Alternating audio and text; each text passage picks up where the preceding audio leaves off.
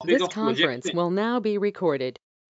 and what and how to analyze the projections when we are carrying out a valuation, especially when it's a DCF valuation. Now, as you are aware, as per the institute guidelines, we are not allowed to sort of make the projections. So obviously, whatever the client submits to us, that is what we need to analyze, and to our satisfaction that these actually, I mean, obviously projection at the end of the day is anybody's call, but broadly based on historical achievements, we need to see sort of whether the projections are in line with what has been done.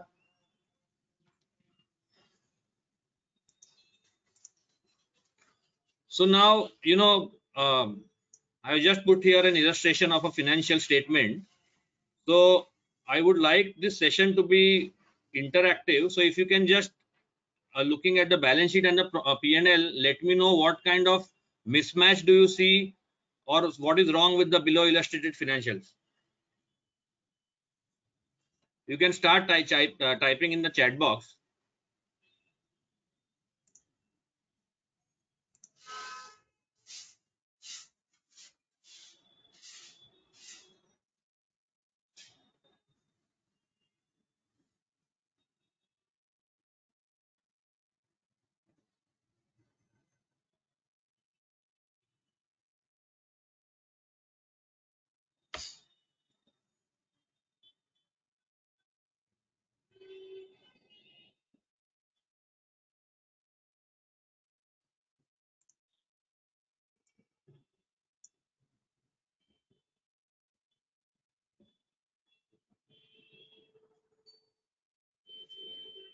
Any thoughts on this? Are you able to see the screen clearly?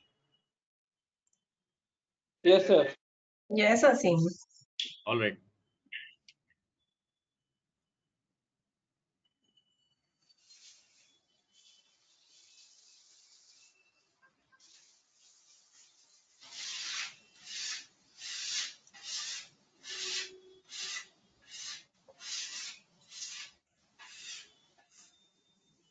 So I think for the benefit of people who are just sort of joining, uh, if someone can help us identify what is wrong or what are the mismatches in the financial statements which have been put up on the presentation, you can start typing your answers in the chat box.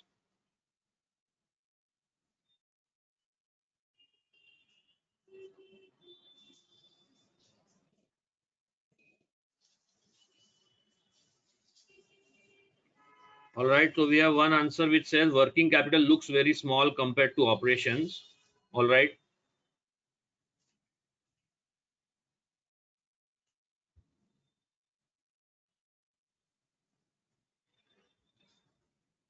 Anything else?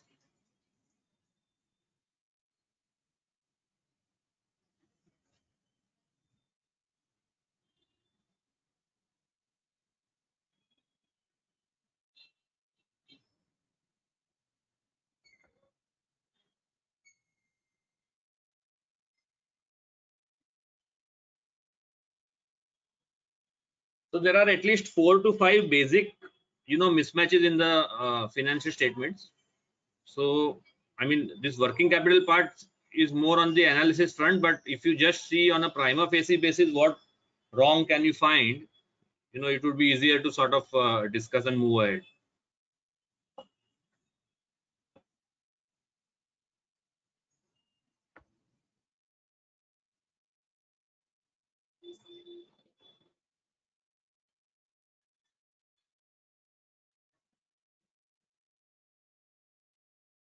So let me help you by giving you an example. Yeah. So this is one. There are no fixed assets, but there is depreciation, right? So that is a basic flaw you can make out immediately on looking at the balance sheet and the P&L. Anything similar which others can help identify?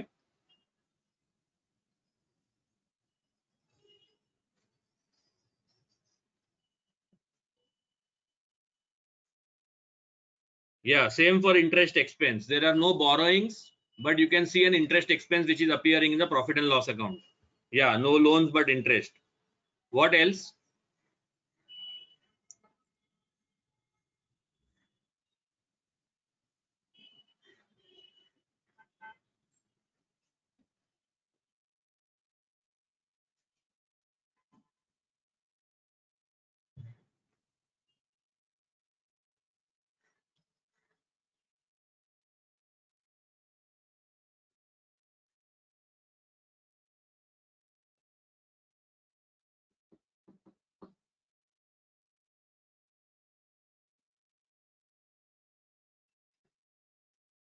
So minor thing here is that you can see investments in the balance sheet, but there does not seem to be any income from investment, say like a dividend or an interest. That is one.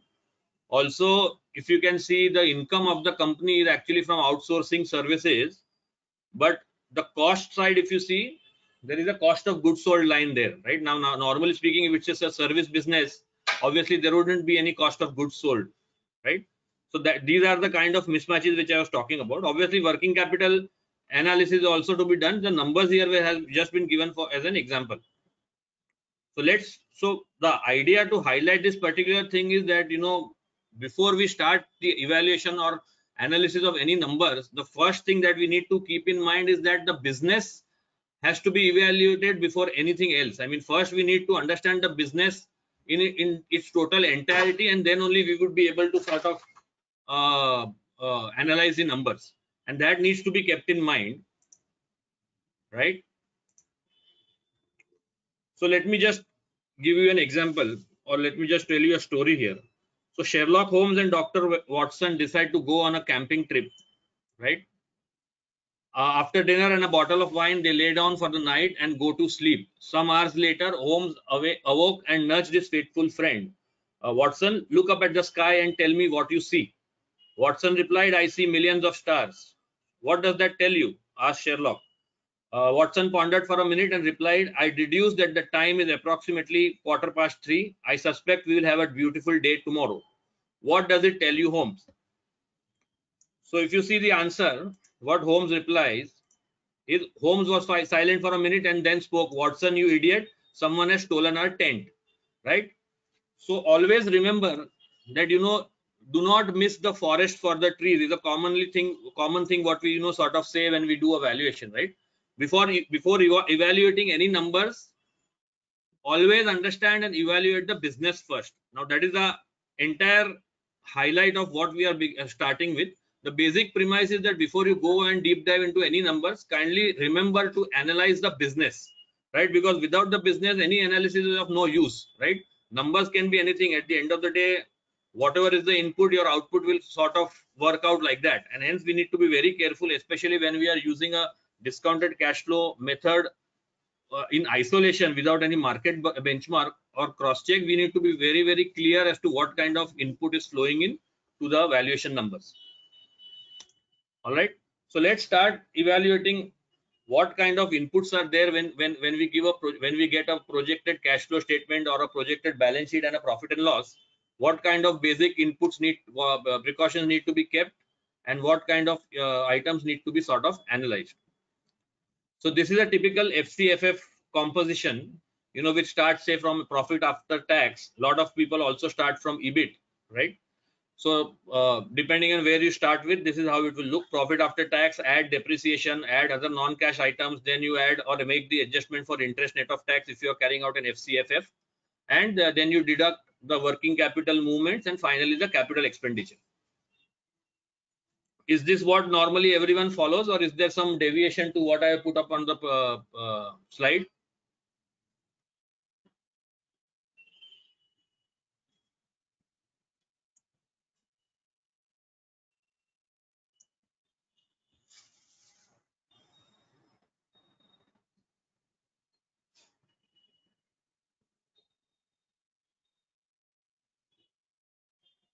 Unless and until it's an FCFE, where there may be some minor adjustment by introducing debt and removing interest. Is there any other change which you feel is required to be done in the FCFF computation?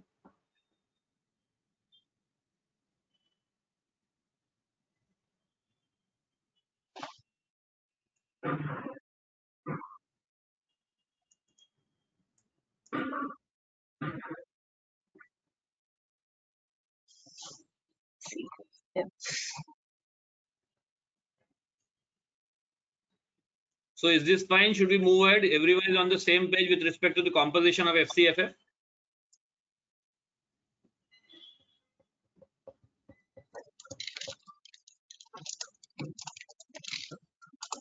Yes.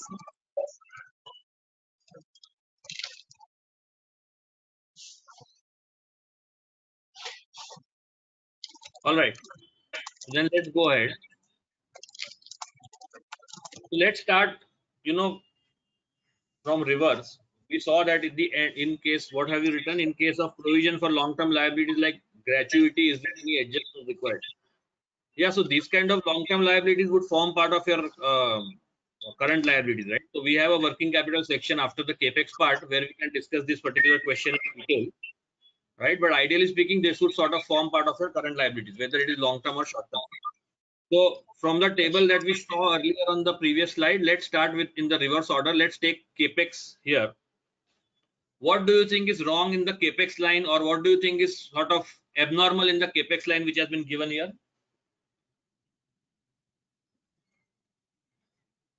All right, what year one, what is the issue?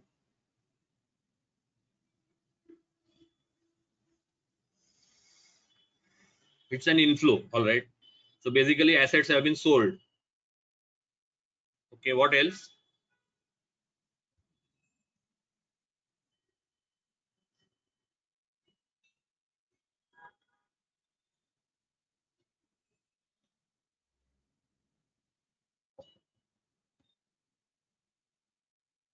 Okay, terminal value,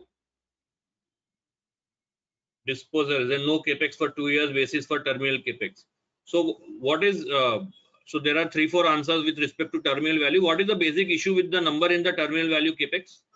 Is it too high? Is that the abnormality?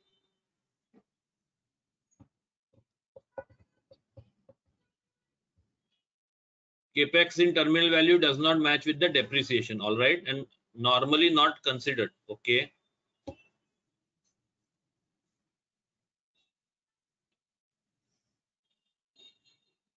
Plus, it also looks high compared to what is there in each of the previous years of the explicit period, right? Compared to say 50, 60, 00, it's almost 150, right? So that is also an abnormality which sort of is there. So obviously this was just an example, but now let's try to sort of address these questions which were there in the chat box, by going to the next slide. Forget the number part here, right? So what normally needs to be seen when, say, we have been provided with a certain number for capex, right, by the client?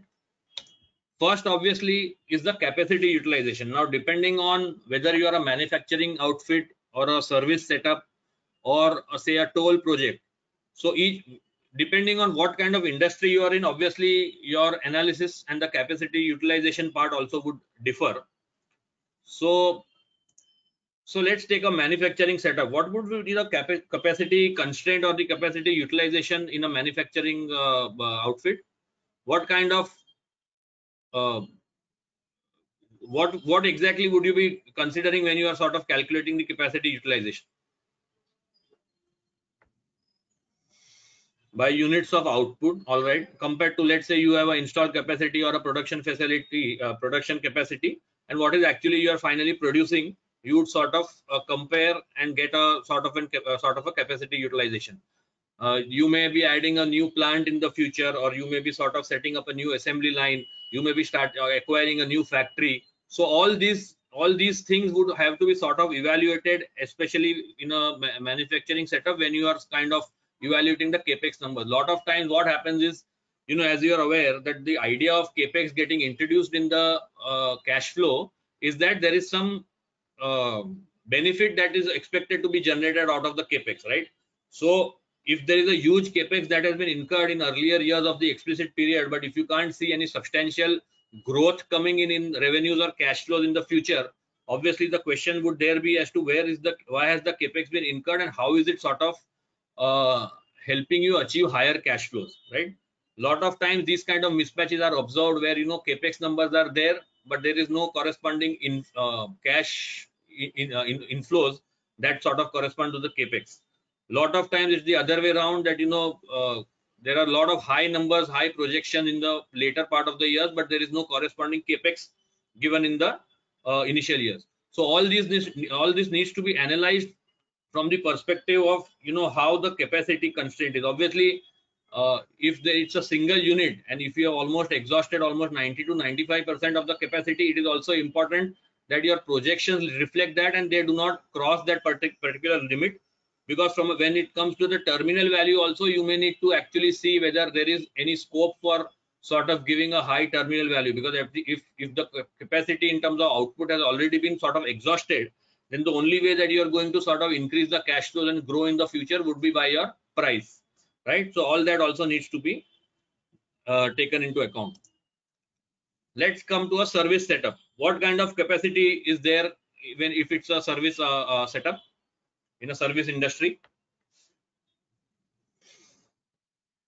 Human resources, right? So employees or human resources are normally the first sort of evaluation from as far as capacity is concerned.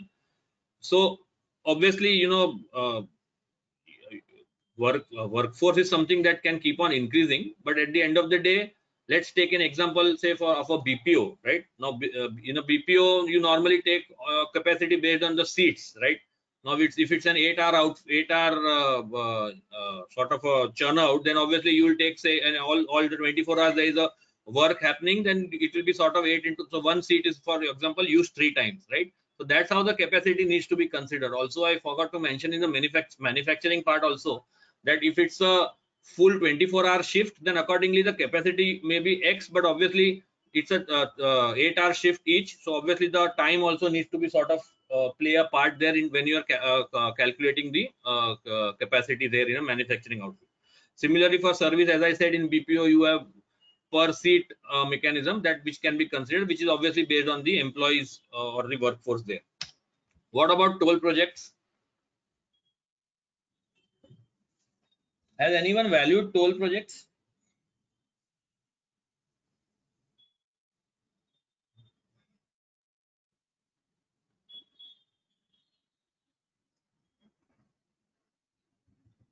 Number of vehicles, yeah. So most toll projects would go on the basis of traffic studies which have been estimated.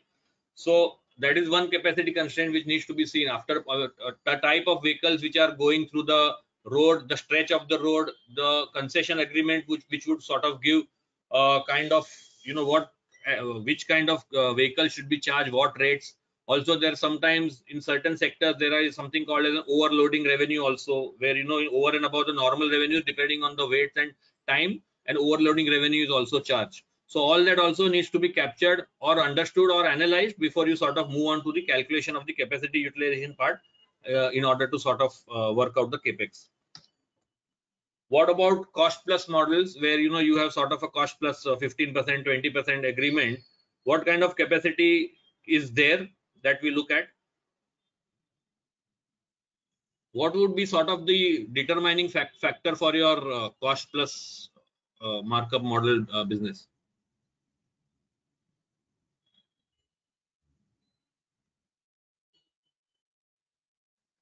Here, obviously, unlike the other setups, other examples where we saw revenue was the primary benchmark, here obviously the benchmark would be the cost, right? Because here the revenue is of not that much importance in terms of sort of evaluation. It is more to do with the cost part, and cost would sort of depend on most of these cost plus models would be a sort of a captive generated out unit.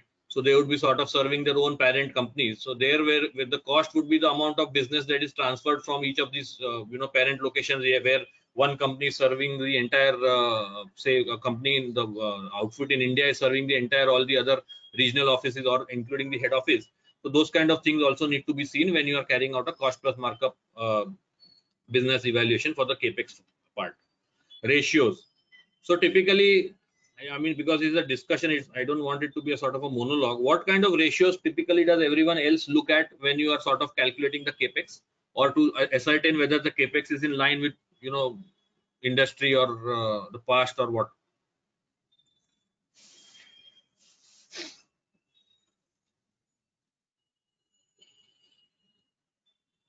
Asset turnover, all right, that's a normal area. ROC is also there. How do you analyze the ROC with respect to the capex, Mr. Nilesh Bajaj? Can you just put it on the chat box? What kind of analysis is done there? Depreciation to capex ratio, debt equity ratio, all right. Debt equity ratio would not capex as a percentage of revenues. Debt equity ratio may not exactly sort of help you with the capex, but obviously it's a related item, because debt may be used to sort of funding the capex part. So coming, so Mr. Bajaj, would you sort of explain as to what kind of ROC analysis is done for the capex part?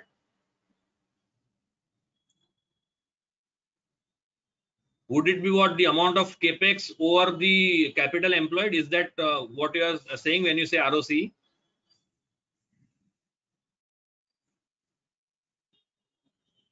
ROC versus the sales. Okay. So you are saying that it would be return on capital employed versus the sales, is it? Revenue generated on incurring the investment. All right. So it is something similar to someone what earlier mentioned as a capex to revenue sort of capex to revenue sort of a ratio. All right. So obviously, while these ratios are relevant, how they will come into use is when you compare it with something, right? So more often than not, if it's a stable business where if let's forget a startup for the time being, let's assume we are dealing with say normal manufacturing and sector companies which have a reasonable amount of past, right? So obviously, unless and until something new is happening, like say a new factory or a new assembly line, if the business is stagnant and stable, then obviously comparing with past makes sense as to how they have incurred their capex in the past and what they are planning to sort of do it in the future. That is one way to go to sort of see whether everything is in the ballpark range. Another area is compare with industry, especially in certain industry like cement and all, where capex is the direct driving factor for the value.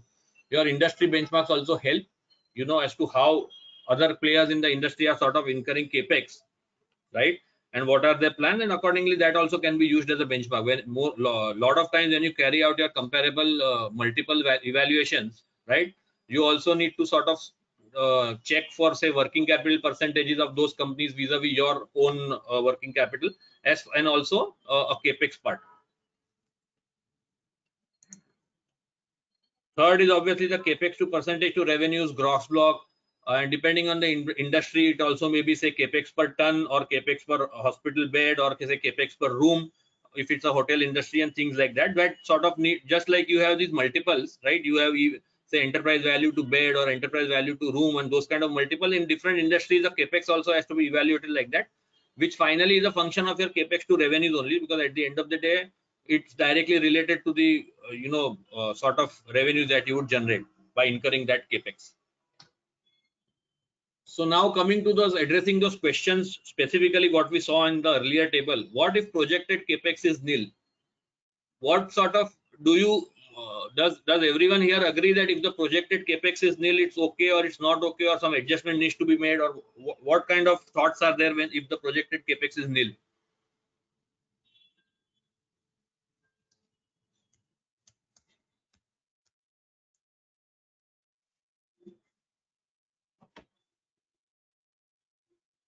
Is it okay to have projected? Okay, all right, it is okay. That is one thought. All right. Okay, someone is saying it's no. Can you also mention why it is not okay?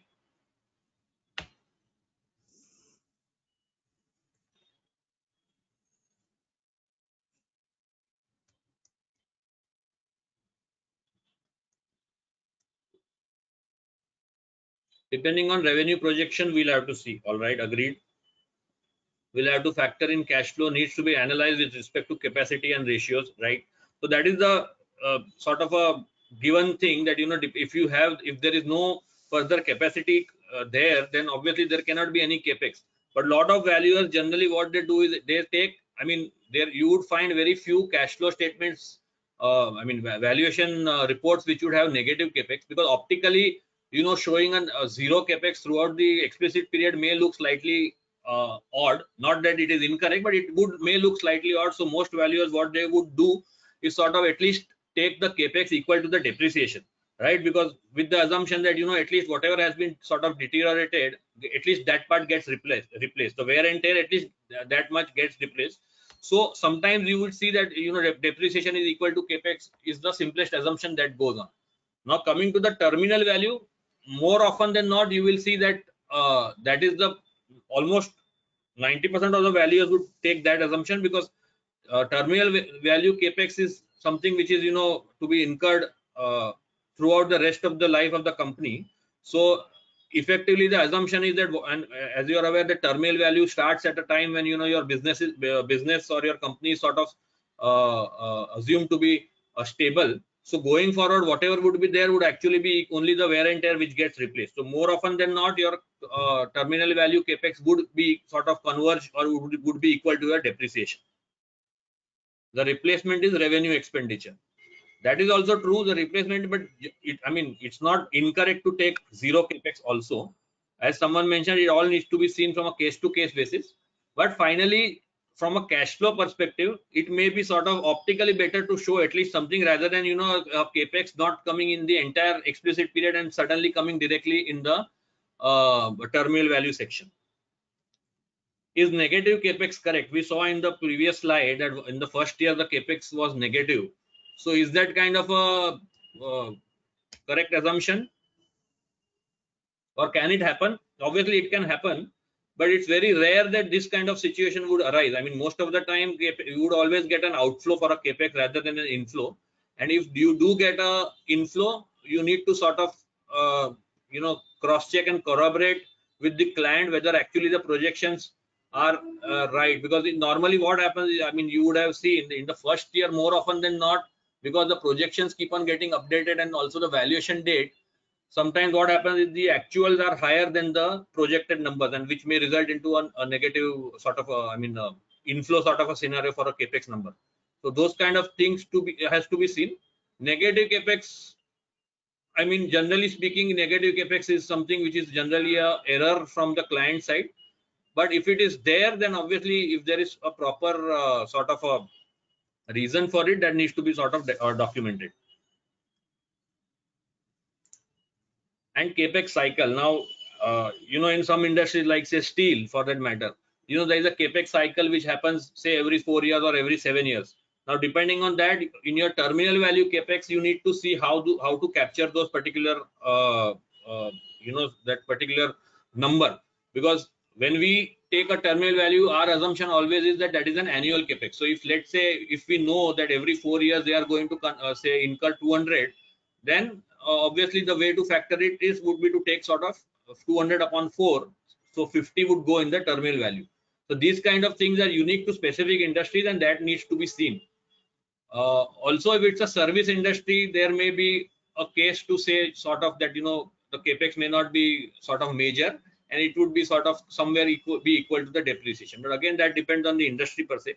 From a manufacturing, more often than not, major analysis of your capex would revolve around your manufacturing valuations. So that this particular thing needs to be seen in that context. What is it? In the recent infrastructure asset trust valuation, there is no significant capex. Sir, which trust are you talking about?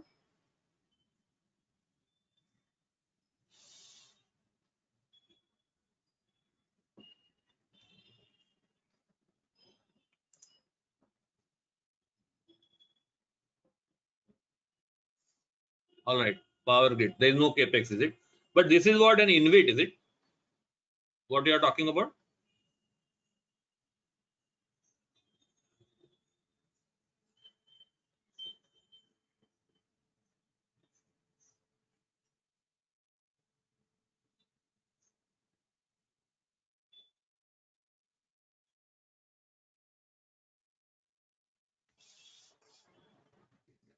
Because if it's an InvIT, then most of the capex would already have been incurred in the past, right? Because finally what goes in the InvIT would only be your revenue generating units. So that could be one of the reasons why there is no significant capex projected in the future. All right. Okay. Now coming to the second part on the working capital, so here as you can see, the working capital in the first year is quite significant. So before we go here, how does everyone calculate the terminal value working capital? What are the normal methods that you follow to sort of calculate the working capital in the terminal value period?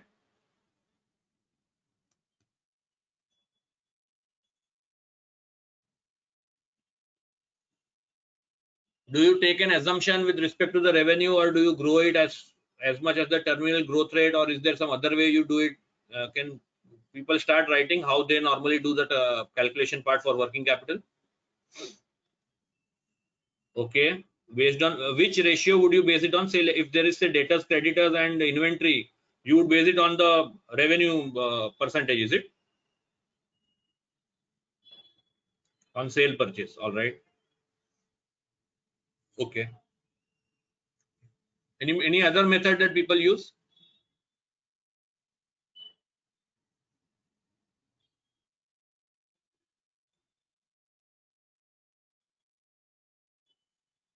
Or any other method that people have seen being used? If they may not have used it directly, but if something else they have seen which someone else would have used, that is also fine. If you can put it in the chat box.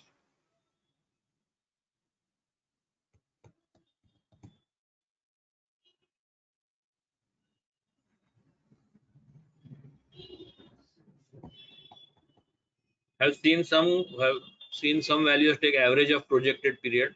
Okay. Net working capital at the end of explicit period into terminal growth rate. Okay. And the difference would go into the cash flow, right? Mr. Sagar Mehta.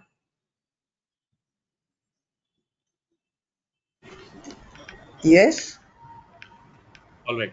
So what you are saying is that let's say the net working capital at the end of the fifth year, if the explicit period is 5 years, is 100, and the terminal growth rate is say 5, then the terminal net working capital would be 105, and what would actually go into the terminal value working capital number would be the 105 minus 100, which would be 5.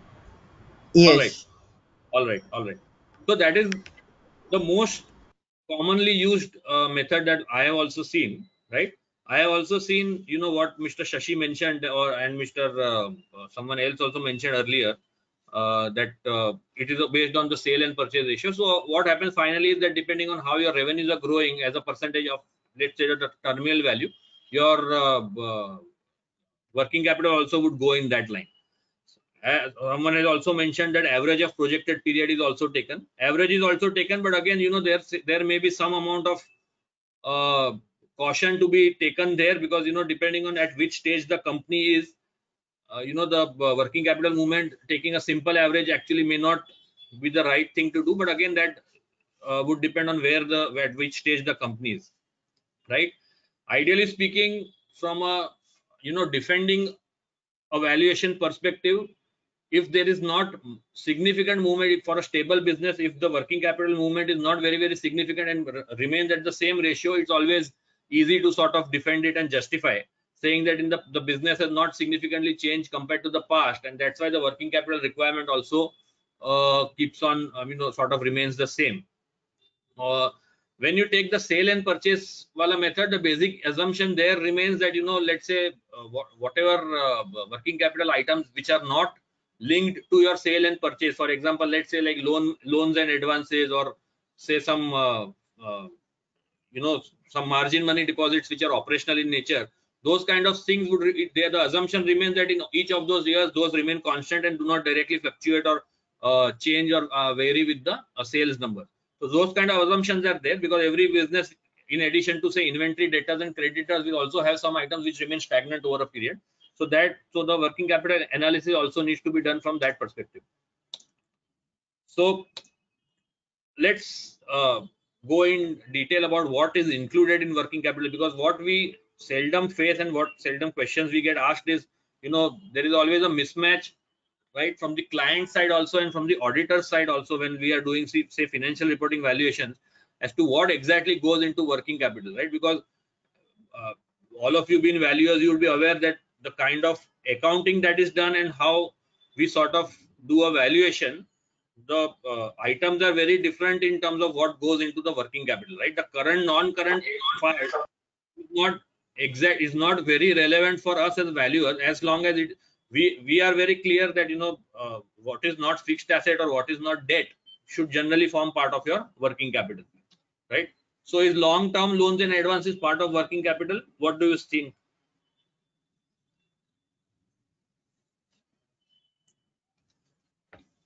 Or is there a different thought that it may not be part of working capital?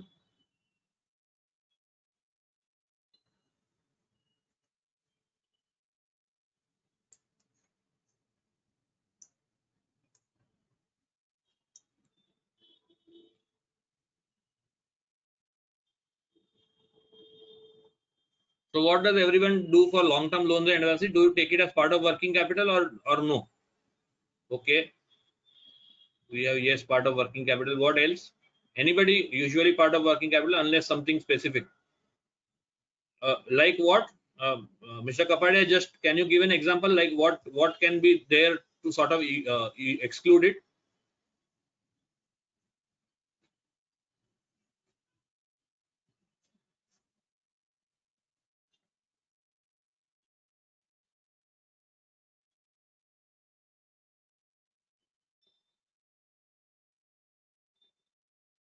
Okay, intercorporate loan, long-term financing. Okay, all right. What about short-term debt?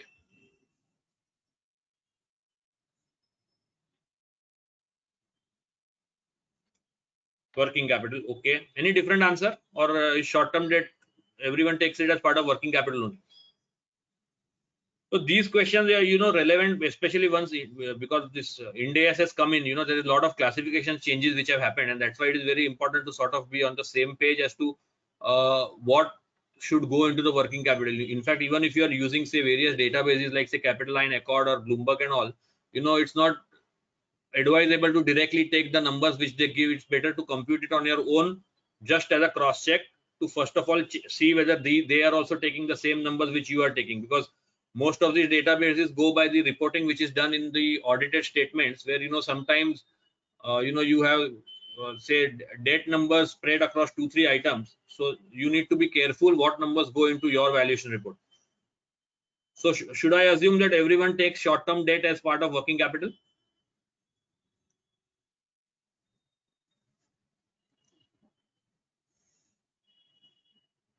Okay, short-term debt usually taken as debt and not as working capital. Okay,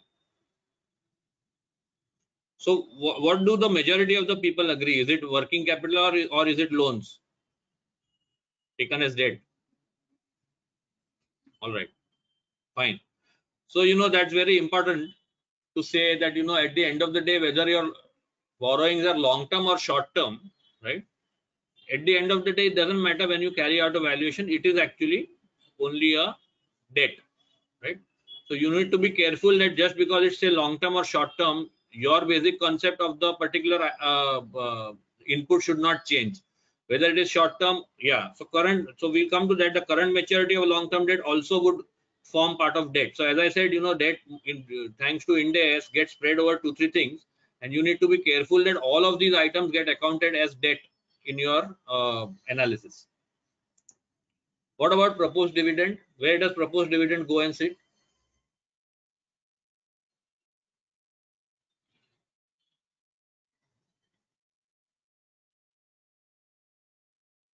So does everyone agree that short-term debt should be debt and not working capital? Forget the current, non-current part, whether it's due in 1 year or later than 1 year. At the end of the day, whatever is debt goes into debt. Okay. So is proposed dividend included equity? As in, are you saying that it is part of the? No. So what I am asking is a proposed dividend which sort of gets accounted as a current liability. Is that part of working capital or is it not part of working capital?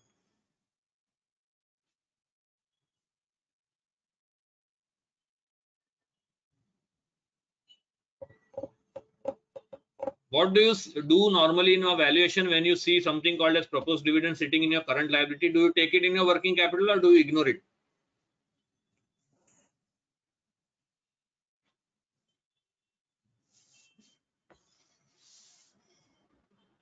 Debt. Okay. So you mean to say it would go into your current liability, right, Mr. Amit?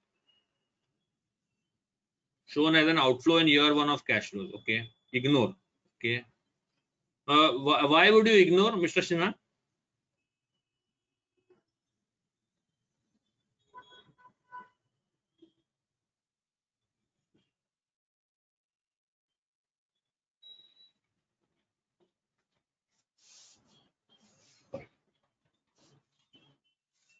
Because it is retained income. So there are two schools of thought. One is obviously the fact that if you are carrying out an equity valuation, right, how you treat the dividend doesn't matter, because at the end of the day, the dividend is going to come out of your equity value only. So most people would sort of tend to ignore the proposed dividend item and not take it as part of any cash flow computation, because the residual impact would be what, to that extent your equity value would change, right? But finally your dividend is out of your equity value. So unless until there is a specific requirement which says that, you know, I want to know the equity value of the company after paying off the dividend, that's a separate thing. Otherwise, mostly people sort of ignore the proposed dividend part.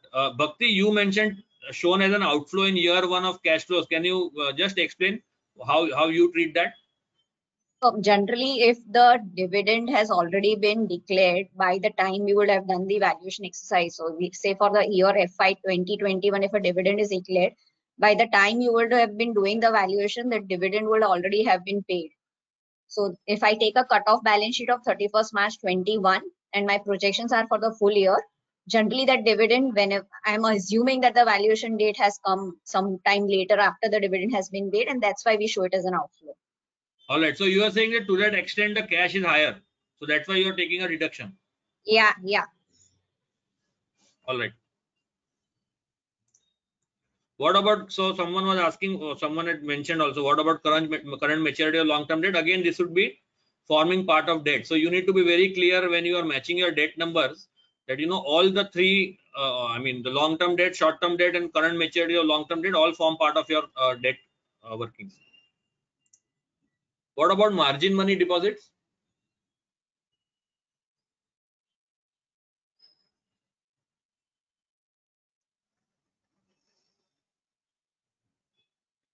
So if I tell you that there are two items in the balance sheet, one is say margin money deposit and the other is a fixed deposit, would your treatment of these items change depending on what they are?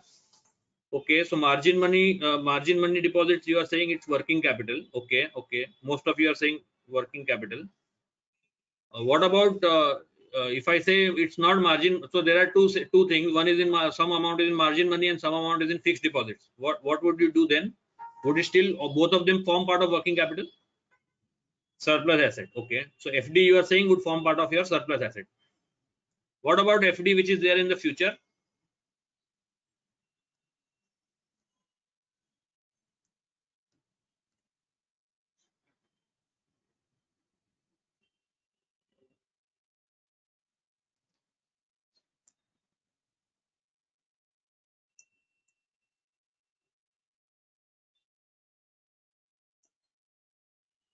All right.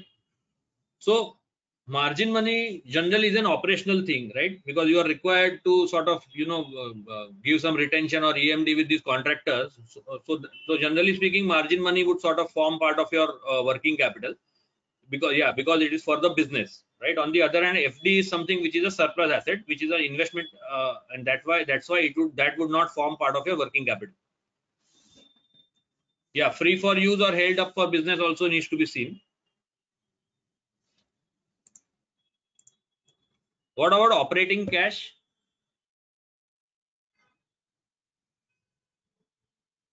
Working capital. All right.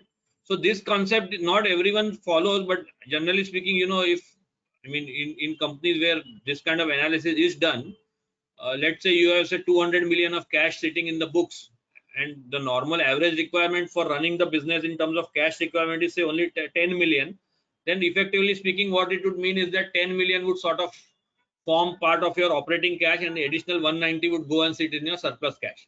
Now obviously again there can be some further analysis done as to that 10 million may not be 10 every year going forward in the future.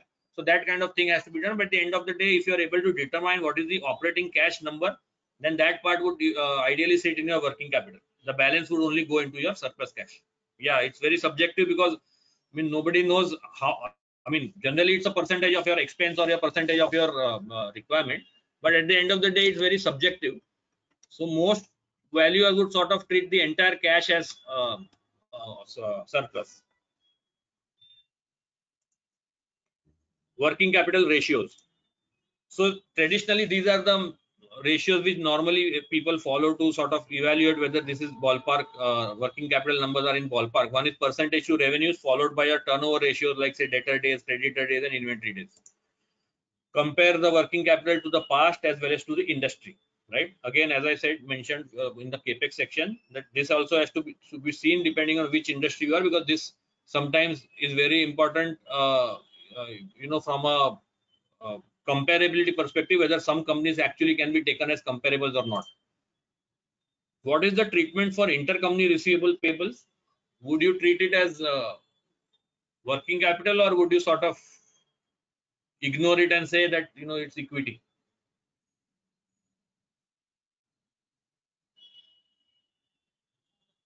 And would your decision change if it's a related party, I mean sort of a cost plus model type of an intercompany, or if it's a directly something given for a long period of time?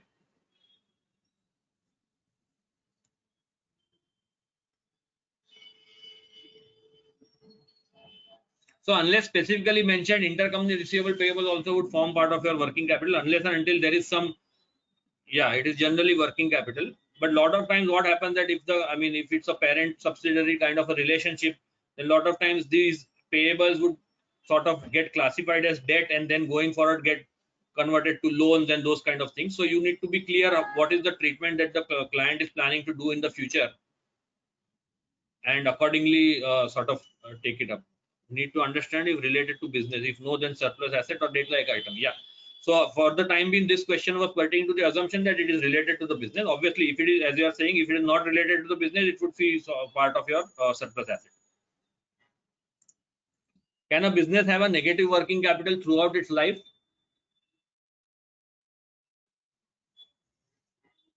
Yes. Okay. So when I mean a negative working capital, I mean to say cash inflow throughout the year, throughout its life throughout the life of a company.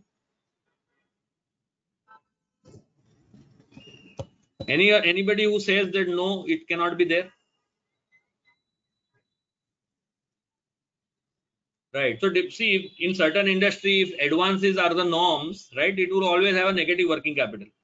I mean, if the industry only is such that advance is, if your working capital cycle itself is such that it is a negative scenario, then obviously you will have a cash inflow throughout the period. How should the same be treated in terminal value calculation? Yeah, airline industry.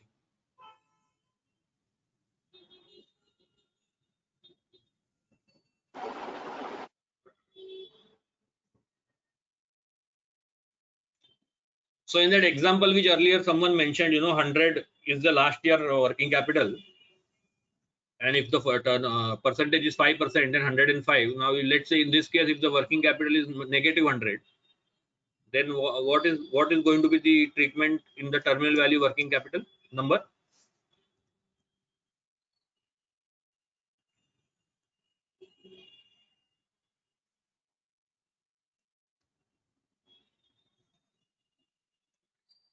And would your answer differ if it's a one-off working capital and if it's a sort of a regular negative working capital?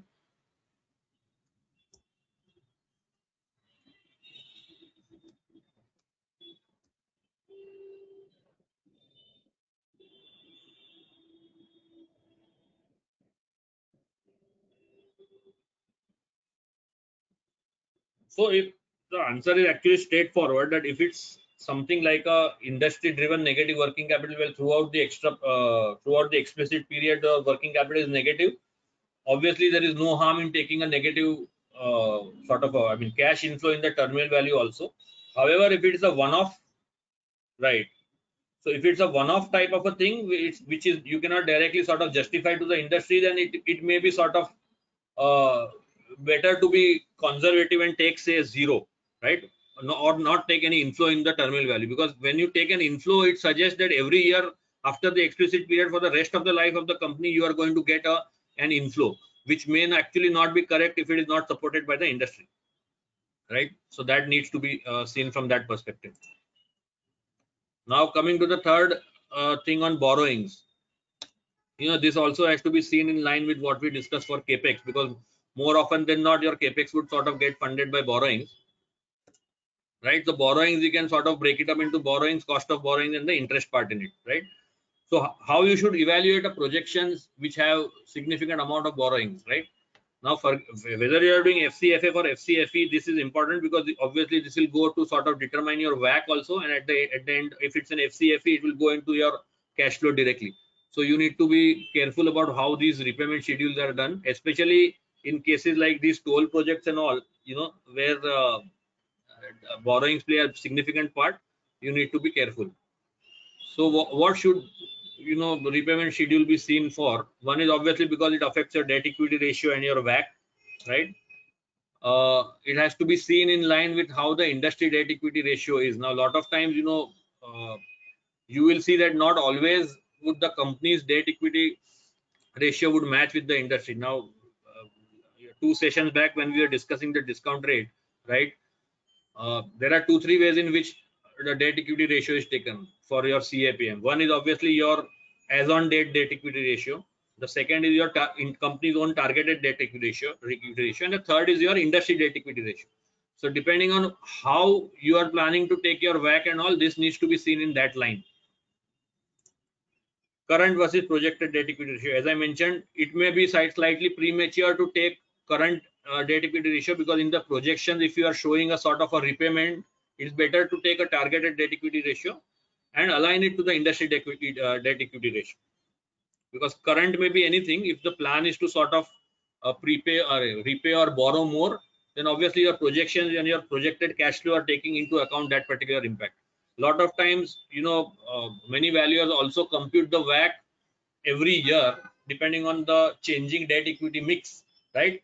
And depending on what each year ka WACC turns out to, then they take an average, or sometimes sort of take a simple average or a median or anything like that.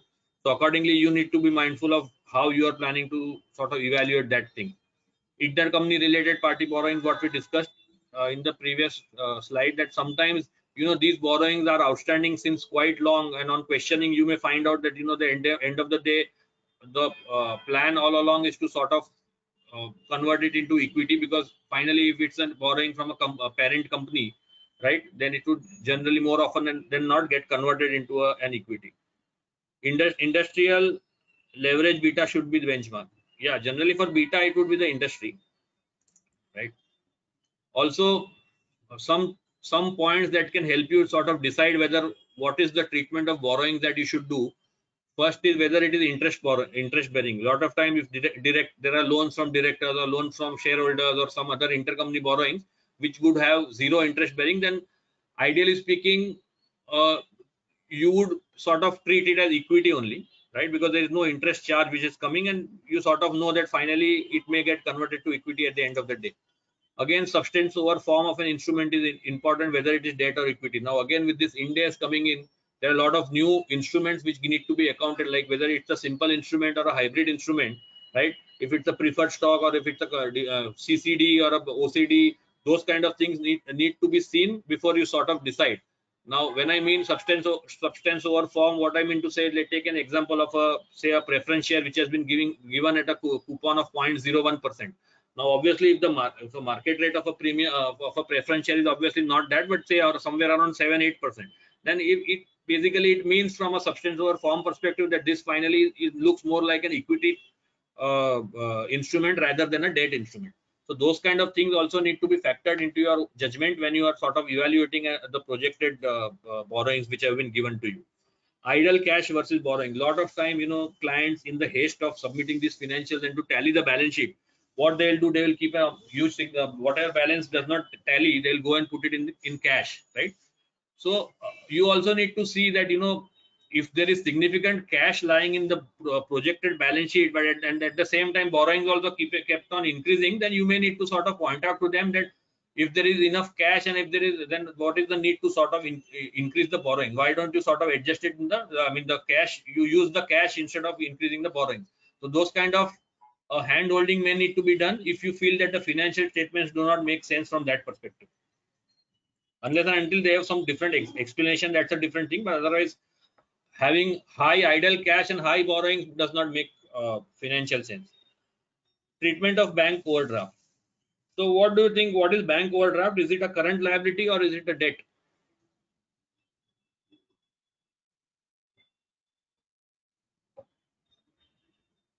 Debt. All right.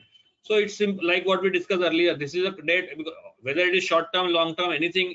If it's due to someone else, it is a bank. It is a sort of a debt only. It cannot be a current liability.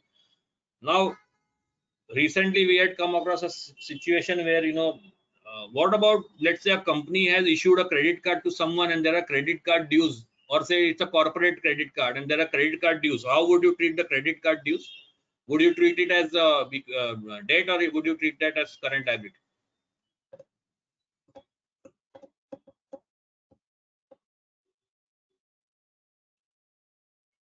Okay.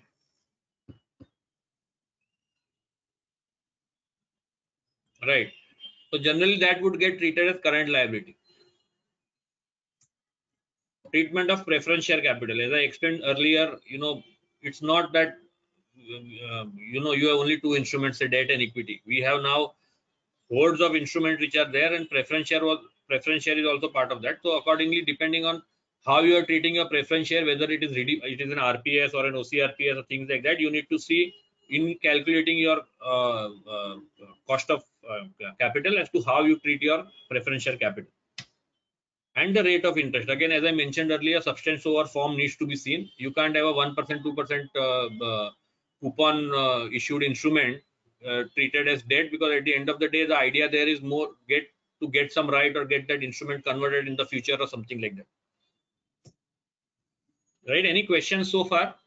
We are done with the balance sheet items, and now we are coming to the P&L items. Any questions so far on the evaluation of any balance sheet items, or if you have some different way of analyzing, I would be glad to hear that also. I mean, you can put that on your chat box if there is something else you use to evaluate these numbers.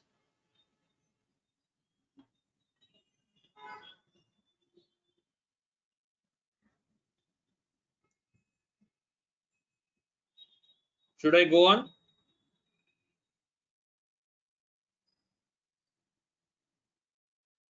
All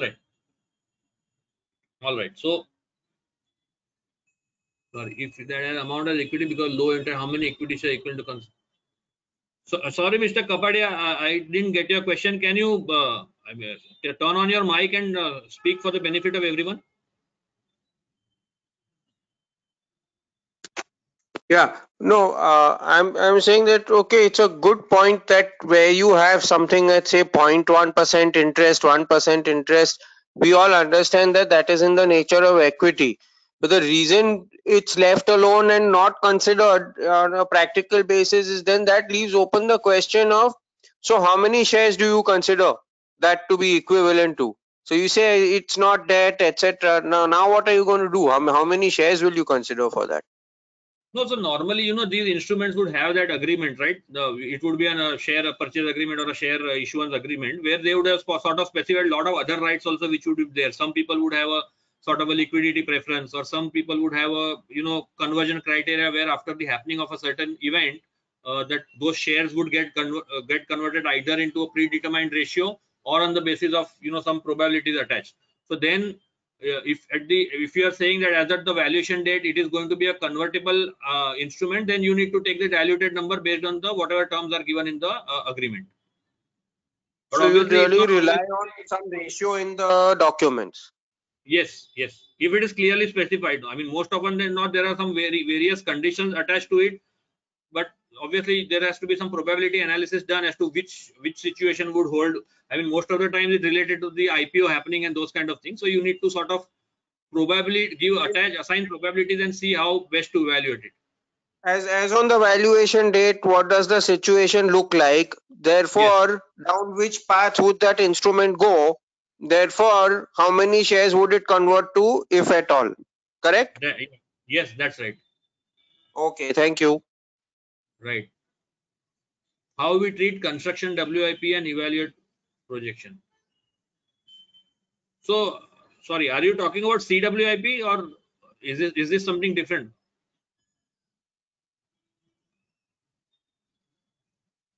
Construction contract.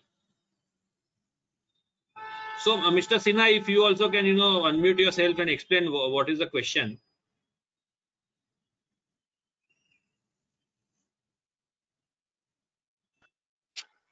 Hi, Asim. Yeah, hi. I see, this is typically you will find a real estate project where the accounting and revenue recognition is done under construction contract accounting, earlier ES7. Now the management is give this revenue is on the percentage on completion basis. So it is a big ticket item in the asset side over there. So for the accounting, it is very simple. We will do this on the percentage completion basis. But in terms of projection, when it will come, no, then there is a question: how many projects are there? What stage it will be there year on year basis? All right. So, So if I understand your question correctly, especially in the context of real estate, see what would happen is normally all these real estate companies would have an SPV for each project, right? So if there is an SPV, then there is no sort of terminal value or anything attached there, right? So you will evaluate the SPV based on whatever projects, whatever is the number of units which they are planning to sell and how has the movement happened, right? On the other hand, if it's one company which is carrying out sort of continuing to sort of the same company continuing to sort of build different projects, then obviously you need to see, I mean, you need to analyze as to how these, based on your orders on hand, you may take a sort of a percentage that in the past, let's say in the past 3 years, what was the ratio of say orders on hand compared to the revenues that they sort of realize, and maybe take a sort of a analysis based on that as well. But otherwise, I mean, how you analyze the normal projections here also, you would have to see it from that perspective. Especially the issue, as I understand, will come only in a company where there are no SPVs, but the company is continuing to do projects on its own. Okay, thanks. Yeah. So now coming to the revenue evaluation, obviously the first thing which would go into your revenue analysis would be the growth, right? In addition to the composition. So let's take the example of growth. You will see when you analyze how you analyze the past versus future. Right now, lot of times, especially with, sorry, I have one more question, whether we can assume perpetuity value in case of real estate company. So it depends on what kind of company is it. If it's an SPV, right? See, first of all, mostly when you are valuing a real estate company, the valuation would be done on a price to book value multiple normally, right? Just a minute.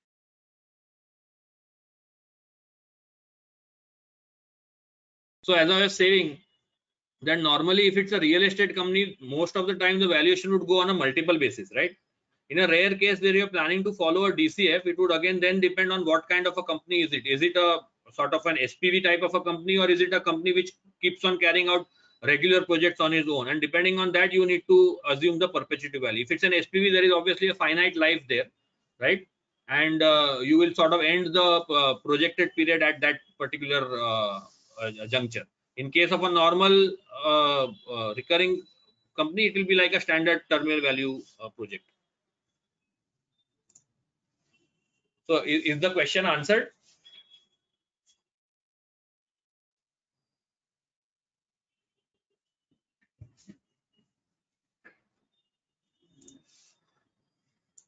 Now coming to the revenue part, as I was mentioning, with this COVID, lot of business models have undergone a change, right? So it may not always make sense that whatever the company's past business model was, that you will be able to sort of compare it to the future. Now take for example the business model of IRCTC. Although that is not, I mean, COVID was a separate factor, but in IRCTC before the IPO came, it did not charge service charges, right? But before the IPO, sometime before the IPO, they started charging service charges. So obviously, when you do an analysis of its various segments, you would see that in the past there was nothing which was coming from service charges, and in the future it is coming. So in those kind of cases, obviously the past may not be the reliable indicator of a future, and you need to see it from that particular perspective. Similarly, Book My Show. Now, Book My Show, as you were aware earlier, was into say booking tickets of plays and movies and theaters and those kind of things, right? But with this COVID happened, what they did then, in addition to that, they also have now started giving slots for this COVID vaccines, right? If you go and visit their website, you will see that they also have now sort of a tie-up where they are offering these COVID related. So depending on that, you again need to analyze every time, whether the business model that you are actually seeing, whether the revenues are to be compared with what with the past, and whether the past is representative or not. And now with this COVID, as I mentioned, especially a lot of companies have undergone a change. So you need to be mindful of that fact from a growth perspective. Industry comparison. Now let's take the example of say life insurance. Now life insurance, depending on, let's say if it's an HDFC Life or a ICICI Prudential or say an SBI Life, what kind of policies composition are there, so whether they are more driven towards term insurance, or whether they are more driven towards ULIP, and whether going forward compared to their past, have they changed their sort of mix. That goes a lot into sort of analyzing the growth part. Earlier ULIP was a sort of a taboo, but gradually with the restrictions coming in, now a lot of companies are selling ULIPs. Again, with the COVID part, a lot of people have started taking insurance, whether it be health or whether it be life, and those kind of growth, that kind of growth has also come in. So all that also needs to be factored into your analysis and evaluation of the revenues. Again, online gaming. Now earlier online gaming was not that much sort of a in thing, but with COVID coming in and people restricted to their homes, online gaming has suddenly taken a huge boost, right? So that also needs to be seen, that in this case, that the past may not be a exact comparable of the, or exact comparable to the future, right? Again, market share is also very important. Whether you are in a monopoly driven market or a duopoly, or is it a monopolistic or an oligopoly, you need to see how it will affect your market share. Now initially you had Maruti Suzuki, who used to take a majority number of, it had a share as high as 90%. Gradually it is still, although the business leader, it has dropped to 75. So again you need to see from that perspective, how does it work out. Similarly, you have Dream11, right, which right now in terms of the betting business, it's the only sort of a proper company which is there. So it has a huge market share. So that is, again, you need to see from that perspective as to how. So it's from both angles. If you're valuing Dream11, good for you, you can sort of estimate the market share. On the other hand, if you're a competitor, then you need to see that you only have a small pie, and you may need to extend your projection to a time when you may be able to make sort of your revenues may be sort of comparable. Again, the Reliance Jio Infra Tower. Now, if you see the business model of that company, most of the tower consumption is done by its own parent company, right? Only some part is left for outsiders. So again, that also needs to be seen. If there is something to sort of guaranteed revenues are there, then obviously it's much easier to estimate as to how the projections will look like, if it is not getting too much upset by the market. Geography. Now geography is also very important when evaluating your revenues. Now let's take the example of this Alco Beverages company, right? In Gujarat, your alcohol consumption is prohibited. In Bihar also it is prohibited. Gradually in Kerala also. So you need to see when the revenues have been projected, how exactly has the market share been captured, and how your revenues are growing, and that will sort of, if there are any anomalies, you need to remove them. Similarly for online games, as I'm mentioning, there is something online poker also, right? Poker is a game, which in certain states it looks upon these games as say gambling, whereas in some other it says it's a game of skill and not a game of chance. So certain states have banned certain games, whereas certain states you can still play online poker and things like that. So you should be clear that when you are evaluating the capacity or the revenues of the projections, all these factors play a part into your analysis, and you should sort of document this so that you have an answer that finally at the end of the day all these points have been considered. There can be various outside factors also, like for example FDI regulations, right? A lot of times FDI regulations also play a part into what kind of investment or what kind of companies. Again, the example of insurance, earlier it was say 49% outside investment, which went up to 74 and then to 100. So those kind of factors also sort of help you project the, help you corroborate the projections which are given. Again, political situations. Now, let's say, for example, let's take the current Afghanistan crisis, right? Because of crisis in Afghanistan, a lot of food items which India is importing from Afghanistan, like say dates and dry fruits and all those kind of things, they would see in the future sort of an increased demand against the lower supply, and the prices may actually go up. So those kind of things also need to be, if you are carrying out a valuation as of today, then in the projections you should sort of take that into account. and obviously startups versus existing setups, right? I mean, the growth potential in startups is far higher than existing setup, but you should also not get carried away at the end of the day, because startups, the biggest issue there is sort of how to justify the projections. And while it's not recommended that you follow a projections based model for a startup, most of the time if some transaction is available, you can sort of take reliance on that.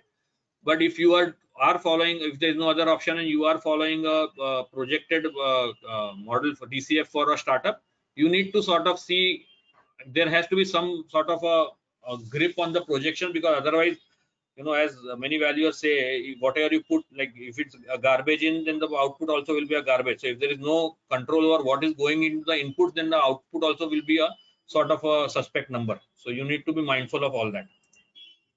Again, in revenues also, capacity utilization is governed by all the factors which we mentioned earlier, right? Seasonality. Now, if you are into the, say, the hospitality or the travel business, right? There are certain times of the, say, the first quarter is not that lucrative for you, but if as it moves in the last third and fourth quarters, right? Say from September to March, they would have more cash flow. So again, in your analysis of those revenues, depending on what is your own cutoff valuation date, those part would sort of play a part. Those points would sort of play a part.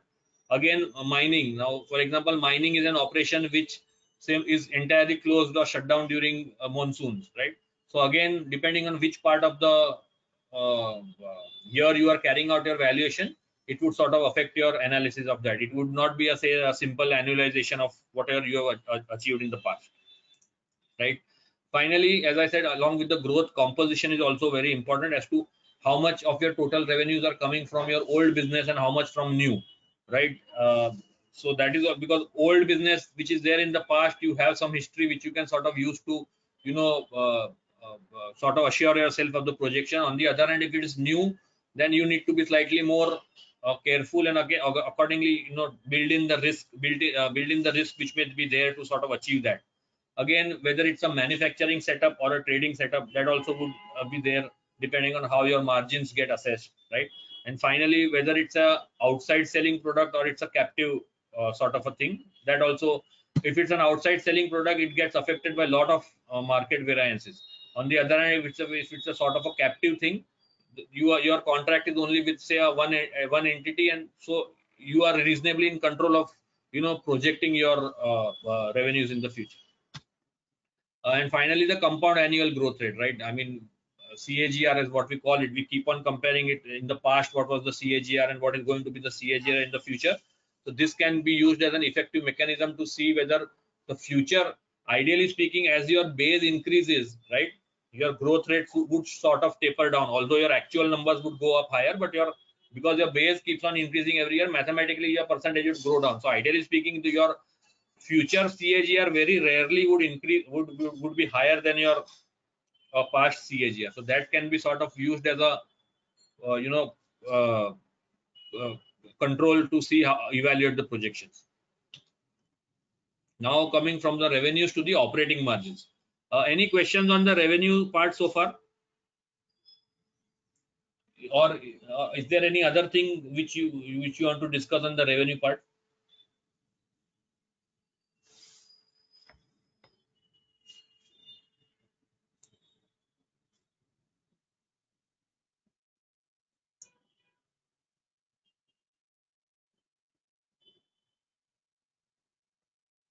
You are able to see the screen which is moving, right?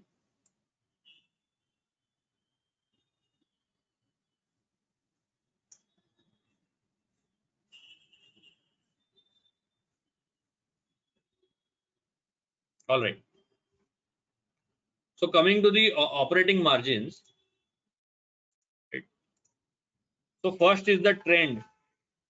Now, you know, most often if you are following a DCF method, ideally speaking, your margins would sort of go up gradually, correct? If it's a scenario where your margins are dropping down, and you know, even in a worst case scenario where your absolute numbers are going down, then it would suggest that, you know, DCF may not be the right method to follow for a cash flow which is actually going down every year, right? If in a normal case, your trend would be in a way there would be a trend actually. It would not be a drop and fall every year. There should be some trend so that you can justify as to how those numbers are working out. So you need to compare your past versus future, right? Your past, let's say, was 10% growing up gradually to 11, 12, 20, whatever. That's how the trend should look like. Again, if it's a cost plus model, then your finally your revenue margins are not that important. Your cost plus margins are what they will see, and that should remain constant at whatever is the value fixed.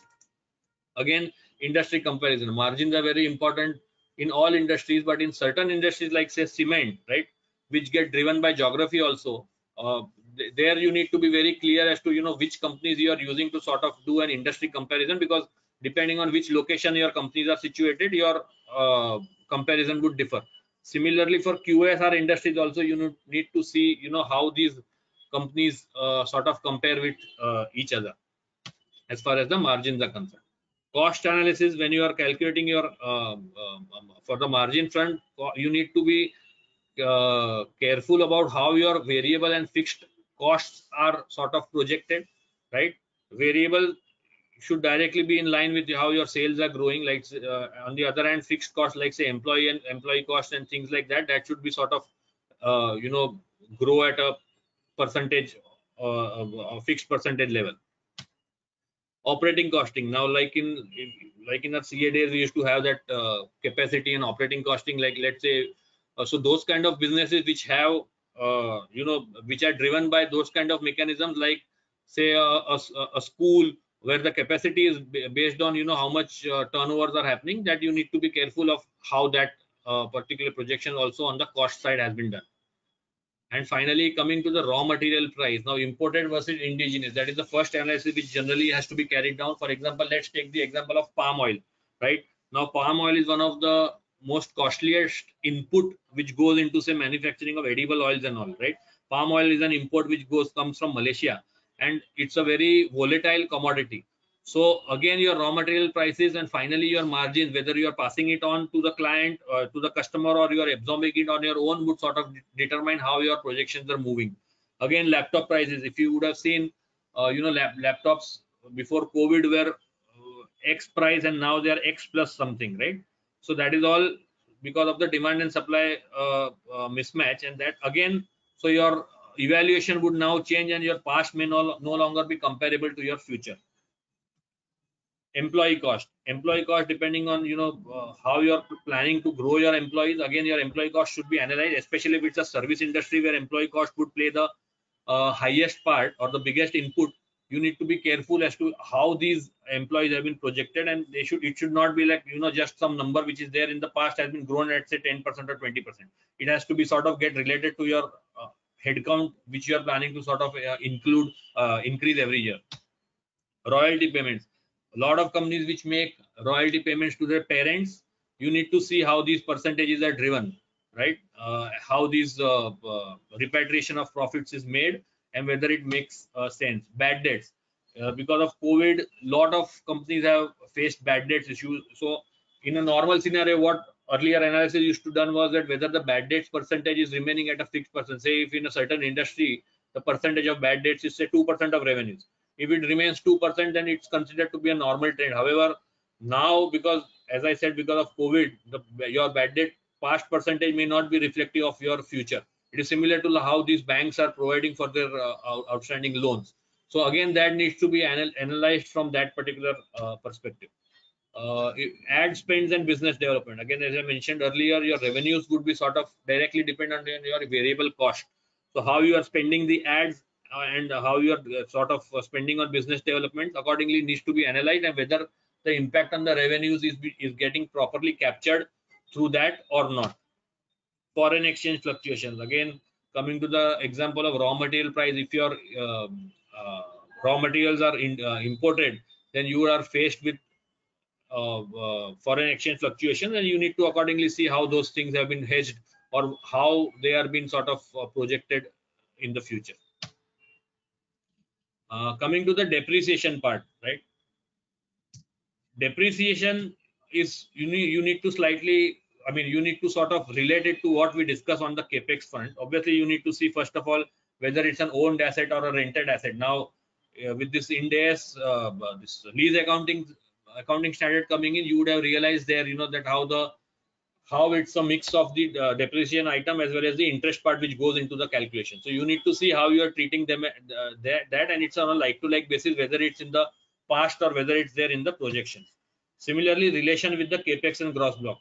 Obviously, when a business model is submitted to you, you should ensure that your depreciation is somewhere linked to how the gross block or the capex has been projected. It should not be that the profit and loss and how we saw in the first slide, that although there are no fixed asset, the depreciation was coming in the P&L, right? So those kind of mismatches should not be there. And again, depending on which industry you are in, EBITDA and EBITDA would play a part, right? Whether it's a rental income or it's an airline industry, then this EBITDA would sort of play a part. So at what level you are analyzing, also that needs to be factored in. So finally, coming to the last two slides. So before I start that, any questions on the analysis front that you have, so that in this conclusion slide, then we can before that we can do away with the questions. Or should I go on with this slide?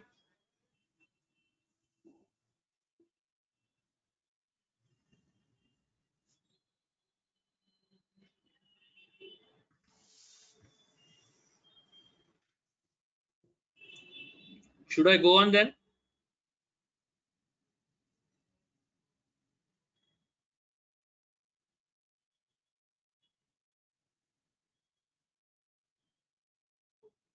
All right. So what are the facts to remember while evaluating? See, most of us are from accounting background, but the first thing which we need to remember is that accounting income is less relevant in valuations as compared to cash flows, right? Now, I don't need to substantiate this because it's a fairly simple point that, I mean, for example, take depreciation. Depreciation does not play a part in our valuation analysis directly because it's a non-cash item, right? Again, what we discussed about the debate on long-term debt versus short-term debt, it doesn't matter whether it's long-term debt or short-term debt. At the end of the day, it has to be treated as, entire thing has to be treated as debt. Similarly, whether it is current cash or long-term cash. Now, whether in your financial statements you classify it as current or non-current, at the end of the day, for all practical purposes and for the purpose of valuation, it would get classified as cash only. Similarly, current liabilities versus long-term liabilities. Now, initially, someone had asked a question about how to treat those gratuity liabilities. So, whether it is long-term or whether it is current, finally they would all form part of your working capital only. So there is no distinction or difference made in terms of what is the timing of those realization or of assets and liabilities, right? Dividend and appropriation, what we discussed earlier. At the end of the day, dividend is just an appropriation of profits. Finally, if is the equity value gross inclusive of that, excluding that, finally it is something which the equity shareholder is going to get. So as I said, accounting income is less relevant as compared to cash flow, and so are accounting standards, right? Accounting standards are there for preparing the financial statement, but when it comes to us evaluating and using it in the valuation, obviously valuation concepts would play a more relevant part there. But obviously, to the extent that there has to be some uniformity maintained in how we are treating each item, because otherwise the comparability would not make sense.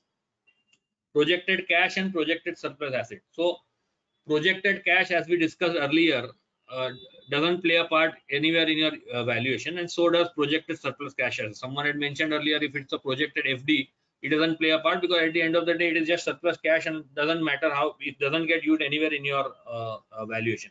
So those have to be technically ignored. Deferred tax and impact on tax rate. Now, a lot of times you would have seen that, in your projections also, when the client has gone ahead and projected your deferred tax, you would see that, in error, the tax rate also take into account the deferred tax. So you need to see that the tax, which is current cash tax, which is going in, is without the impact of a deferred tax. And finally, the interest expense. As I mentioned earlier, interest expense, a lot of time you will see that too much discussions happen on interest expense, but you need to be mindful as a valuer that at the end of the day, whatever is the interest expense, the impact of that expense is anyways getting nullified if you are following an FCFF. So there, sometimes it may be easier to sort of ignore the interest and maybe start with an EBIT, right? So that the entire discussion on interest expense is avoided, because it doesn't matter how it has been provided by the client, as long as because finally it doesn't get sort of captured in your valuation. And finally, the projected increase in equity capital. As we saw, just like projected cash and projected surplus asset, projected in equity increase in equity capital is also of not much use when we are doing a valuation. Whether it is pre-money or post-money, at the end of the day, it does not matter what is captured in the future post the valuation date in the projections. Tax to be considered at marginal rate on PBT. Yeah, so that depends. If you have some tax losses or say MAT and all that, then accordingly you need to factor that in. It cannot be a straight away a marginal tax rate. It has to, if there are some losses and all, then the tax rate would be different. So now coming to the last slide, these are some of the basic errors which you would have sort of seen in almost all valuations where the projections are say submitted by the client, right?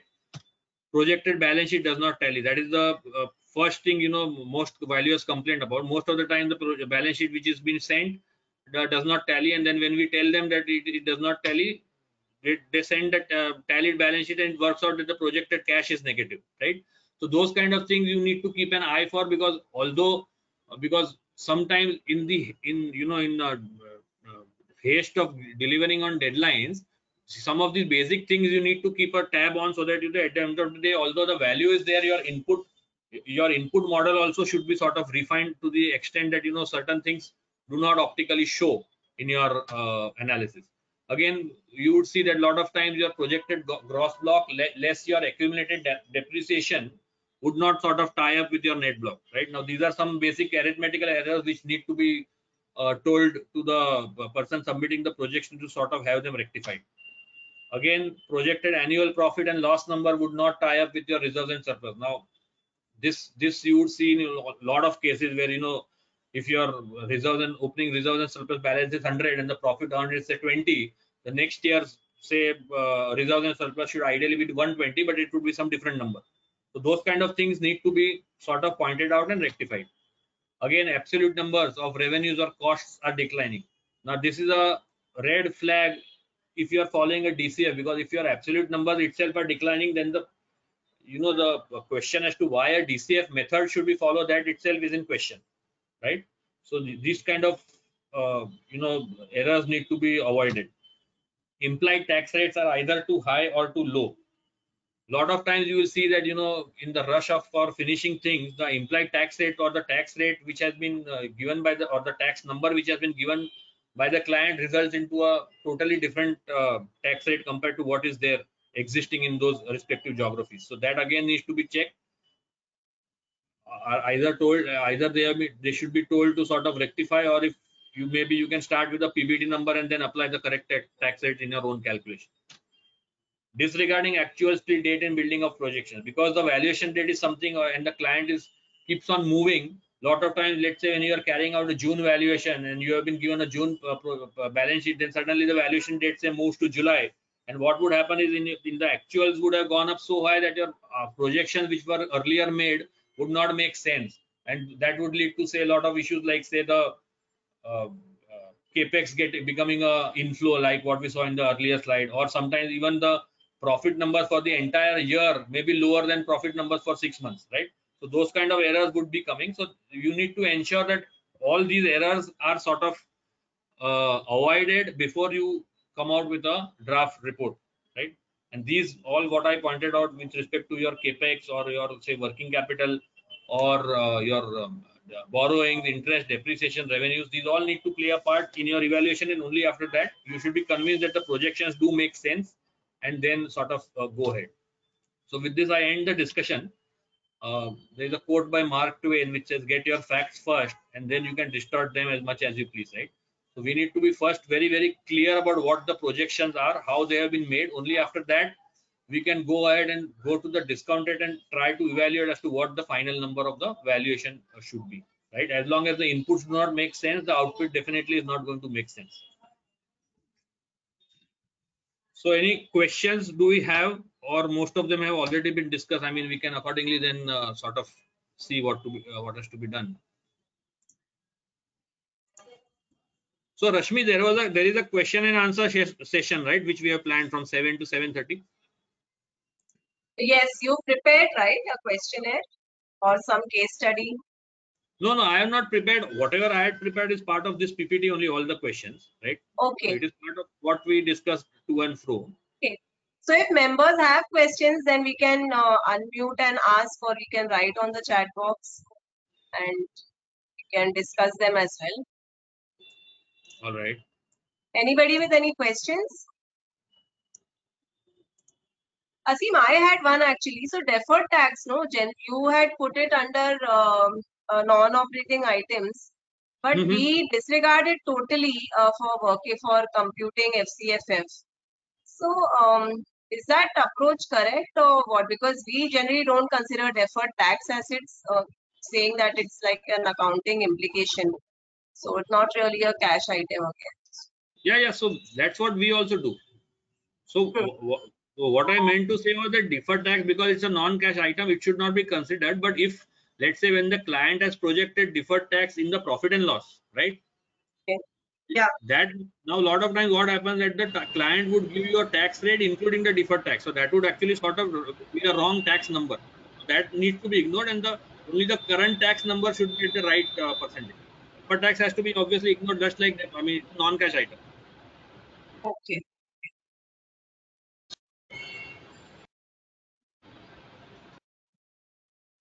Any other Hello. questions?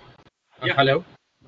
Sir, so just so if there is a deferred tax asset and liability, just if I'm calculating a historical FCF, then we ignore that also, right? I mean, for example, historical cash flow. Yes. Just For your okay. cash flow computation, deferred tax has to be ignored only. Yes. Okay. In fact, even in current liabilities and current assets, even in your working capital computation, you would see that we don't take deferred tax into account. Right. Right.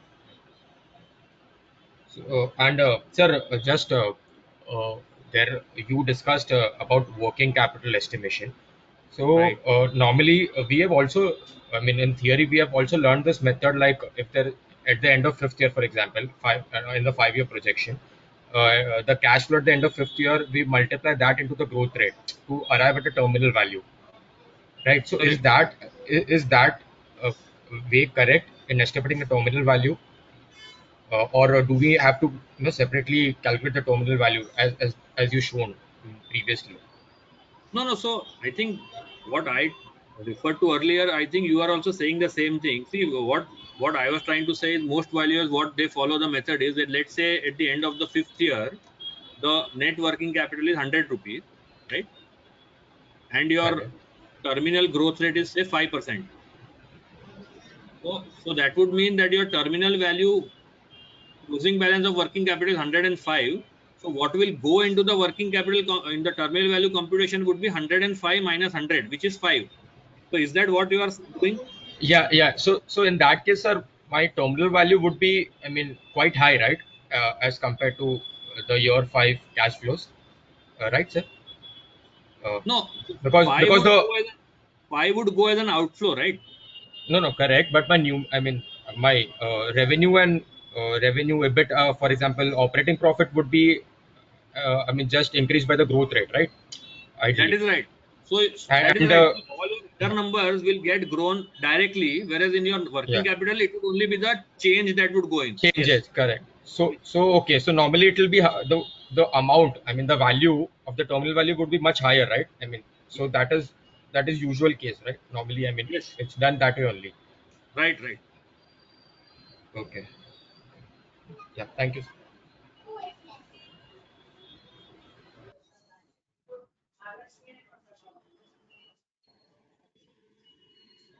Anything else?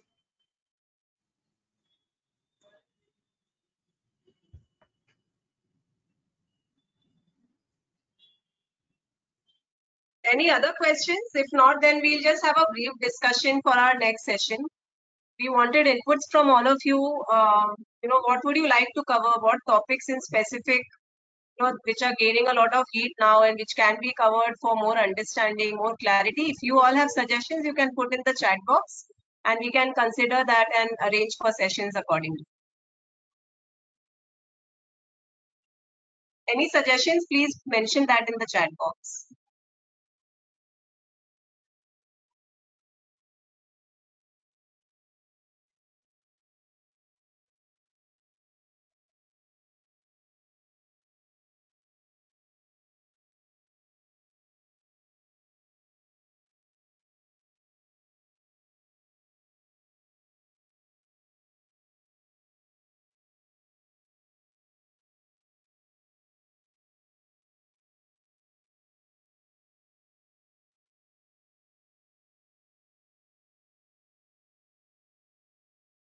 Yeah, so what is the question? If there is a debt infusion repayment in projected years, should there be an impact on the cash flow? So yes, no, there will be an impact, right? For example, if you are following an FCFF, right, then your interest will be changing, right, which you will sort of take into account, and it will also affect your debt equity ratio. If you are following an FCFE, then obviously the entire debt what has been projected will come into your cash flow calculation. So if it is an FCFF, primarily your WACC will be affected. If it is an FCFE, it will be your cash flow. Is that clear?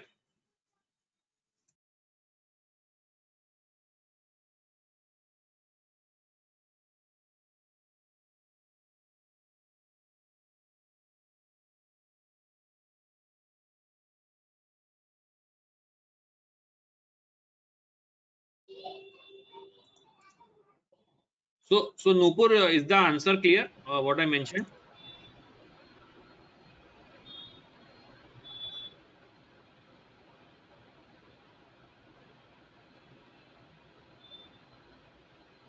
All right.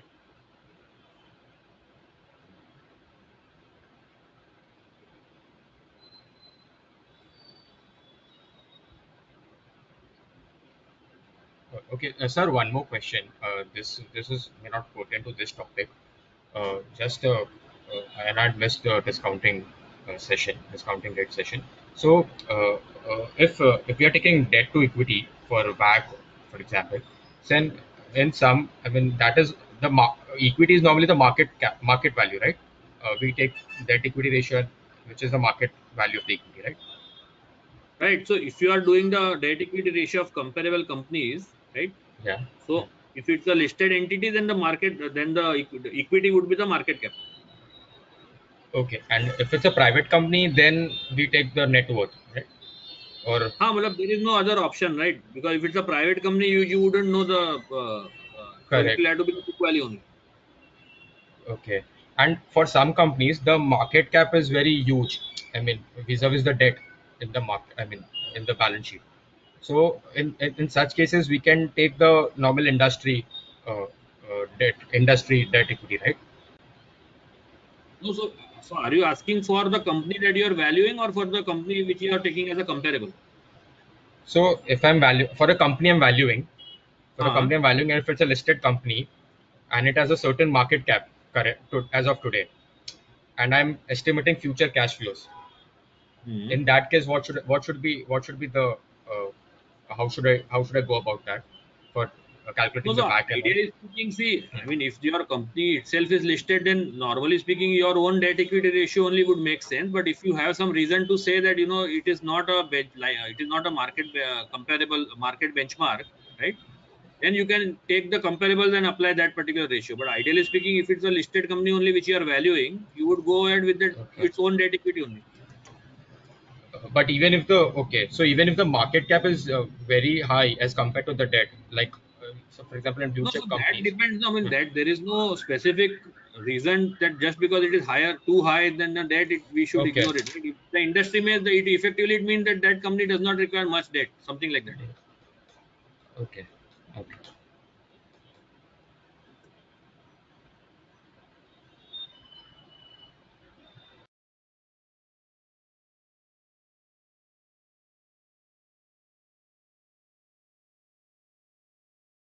So, Rashmi, we have some topics people have mentioned in the chat box. Yeah.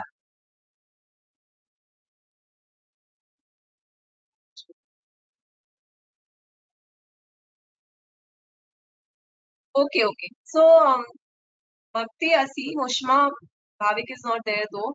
We can just go through these topics and then we'll, try and see which one to take for the next month, right? Sure. Do you Sure. also want And to sure. propose to the group? Do you also want to propose to Yeah, the group I think what so. topics we are planning? We can post it in the group as well, and maybe Yeah. give them 1 or 2 days time to revert back. Even on this today, whoever is attending, if you can think of some topic which you want us to cover, maybe you can post it on the group and we can consider it.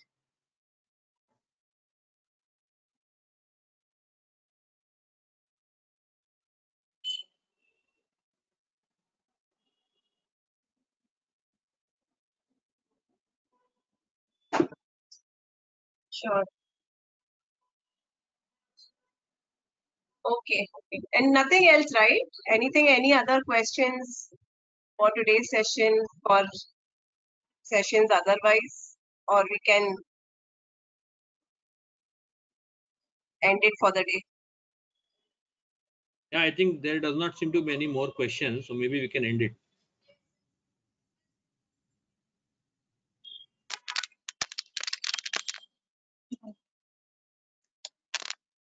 Do we have this, I mean, access to these chats, or should we need to copy them here?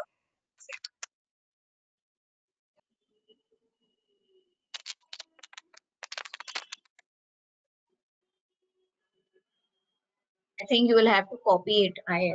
This will get erased once this meeting is over. Yeah. Okay.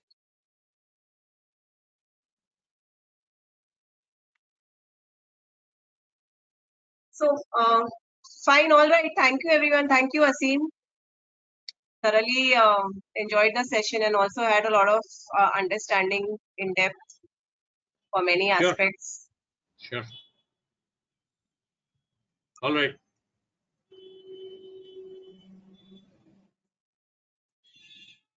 Okay. Right. Bye, everyone. Okay. Until next Thanks, Asim. Yeah. Thank you. Bye.